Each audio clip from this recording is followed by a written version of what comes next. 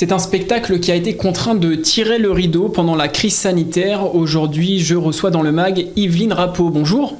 Bonjour. Vous êtes directrice du Cirque-Théâtre d'Elbeuf, mais également de la Brèche à Cherbourg.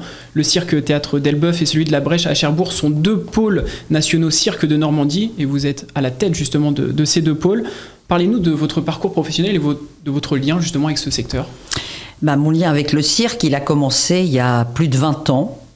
À la Villette, à Paris. Voilà, c'est là que j'ai rencontré le cirque contemporain, parce que la Villette le parc de la Villette était le lieu où est né en France ce courant artistique. Alors là, il y a plus de 30 ans maintenant. Voilà. Et cette première expérience m'a amené à porter le regard sur quand même ce qui se passait en Normandie. J'étais attirée par cette région et j'ai fait le pas.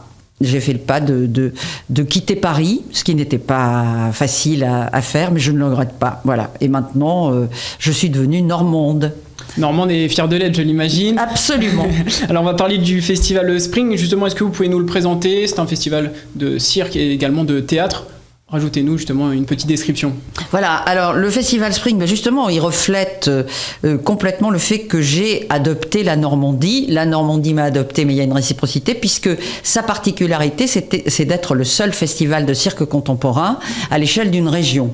Donc il couvre absolument toute la région Normandie, de ces grandes villes, jusqu'à la métropole, bien entendu, de Rouen, jusqu'à des petites communes rurales qui sont associées au déroulement de ce festival. Donc, entre 60 et 70 partenaires par édition, c'est énorme.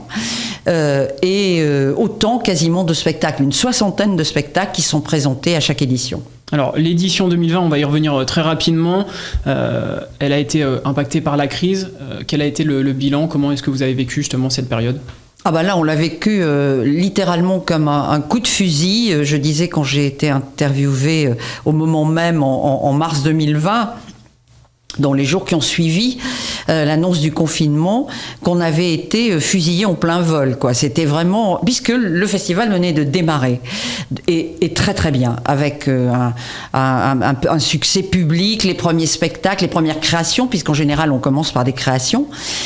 Et là, on a été, comme tout le monde, après, complètement hébété, puisqu'il a fallu annuler plus des 2/3 du spectacle. Oui, 2/3 du festival, pardon. Vous avez vraiment subi, et pour les artistes, on le sait, ils ont été touchés moralement, mais aussi financièrement sur tout ce secteur. Est-ce que vous pouvez nous en dire un mot ? Est-ce que maintenant, ils arrivent à se relever ? Est-ce qu'il y a toujours cette même énergie ? Alors, ils arrivent à se relever. C'est difficile, pour certains. Il y a de la casse. On voit bien qu'il y a des... compagnies qui ont renoncé à leur projet de création, parce que là, c'est quand même, au bout d'un an et demi, ça devenait difficile de tenir. Des compagnies qui ont renoncé au spectacle qui venait d'être créé juste au début de l'année 2020 et qui, n'ayant pas pu tourner du tout, sont morts dans l'œuf, en quelque sorte, sont morts-nés. Et puis, la plupart des compagnies ont eu des calendriers perturbé. Donc la traduction de ça, c'est des dérapages, des créations qui étaient prévues à l'automne 2021, qui sont reportées au printemps 22, etc., etc. Un décalage et qui va se faire ressentir sur plusieurs années. Qu'est-ce que vous pensez des mesures gouvernementales ? Est-ce que vous vous êtes senti abandonné ? Oui, alors abandonné, non, parce qu'on a été accompagné financièrement. Ça, ne peut pas ne pas reconnaître cet accompagnement-là. Par contre, j'ai presque envie de dire méprisé, oui.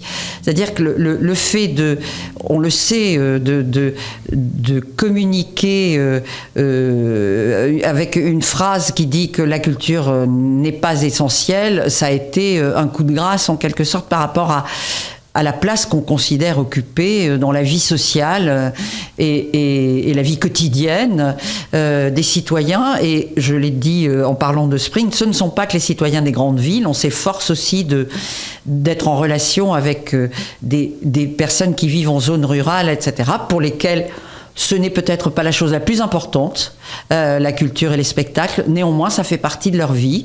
Et donc, c'était une privation que beaucoup de spectateurs nous ont dit souffrir d'avoir été privés de ça. Et cette édition 2021 a encore une fois été bouleversée, mais vous avez su vous réadapter à la situation encore une fois. Vous l'avez dit tout à l'heure, par habitude, c'est au moins une soixantaine de partenaires. Cette année, c'était une édition spéciale. Est-ce que vous pouvez nous présenter ce qui s'est passé justement sur cette édition ? Alors on a eu une sorte de réflexe de survie, puisque la caractéristique aussi de cette période, c'est qu'on n'avait pas de visibilité. Donc on était sans arrêt en train de se demander ce qui allait se passer quasiment le lendemain, mais en tout cas, au moins le mois suivant, on n'en avait pas idée. Et quand on a vu très tard d'ailleurs, fin janvier, début février, quand on a dû admettre, parce qu'on a compris qu'on ne pourrait pas, on n'y croyait plus, recevoir le public et avoir une édition de Spring Normal, on a complètement changé notre fusil d'épaule et pour fabriquer effectivement cette édition spéciale, c'est-à-dire maintenir des créations qui étaient prévues pour que les artistes puissent quand même aller au bout de leur processus de création, tout ce qui était en résidence chez nous, etc., ou chez nos partenaires en Normandie. Et de l'autre côté, puisqu'il n'y avait pas de public pour ces créations, eh bien on s'est dit on va concentrer nos efforts sur le public professionnel, puisque les professionnels avaient droit de fréquenter les salles de spectacle, moyennant des protocoles sanitaires bien sûr drastiques, ce qu'on a fait. Et on a fait une édition spéciale réservée aux professionnels qui a été étrangement pour nous un vrai succès, puisque tout était complet. Et pour les artistes, des salles complètes, on était très émus quand on a vu. Alors des salles complètes, ça voulait dire quand même des distances, etc. Mais des salles complètes. Et donc des artistes qui ont trouvé un public. Et les professionnels ne sont pas du tout comportés comme d'habitude, c'est-à-dire beaucoup plus heureux aussi de retrouver les spectacles. Voilà, donc c'était un moment très très fort. Vous êtes bien adapté, les représentations ont eu lieu dans différentes communes du territoire. On vous a retrouvé au Lac des Cygnes, également à l'Opéra, à l'Espace Beaumarchais, à Maloney, mais il y avait aussi des rendez-vous en streaming. Est-ce que vous pouvez nous détailler justement ces moments ? Oui, c'est vrai que ça a été un rebond inattendu, grâce aussi à la détermination et à la sagacité de notre responsable communication, Régis. C'est lui qui a eu cette idée de nous encourager à mobiliser toutes nos forces, là aussi, pour apporter, en plus de ces propositions aux professionnels, quand même garder le lien avec le public. Et ça, faut dire que ce Spring édition spéciale, avec sa dimension qu'on a appelée Spring Stream, justement, sa dimension en streaming, a été aussi un très grand succès. Donc on a pu faire des captations de création qui ont été très bien relayées.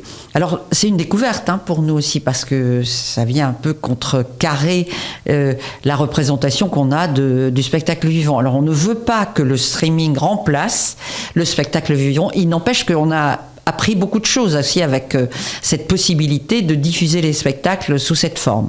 Voilà, donc on a diffusé des spectacles, et puis on a diffusé aussi 2 tables rondes, 2 rencontres, dont la première organisée par Télérama.